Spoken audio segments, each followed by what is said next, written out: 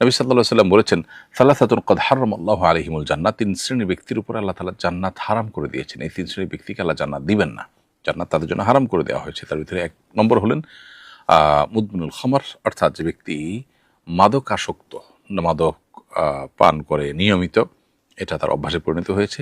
2 নম্বর হলো ওয়াল আক, যে ব্যক্তি মা বাবার অবাধ্য নাফরমান।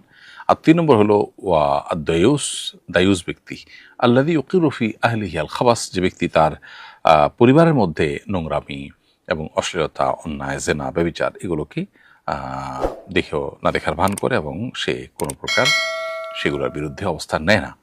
অতএব এই ব্যক্তিকে বলা হয় দায়ুস এবং তার ঠিকানা জাহান্নাম।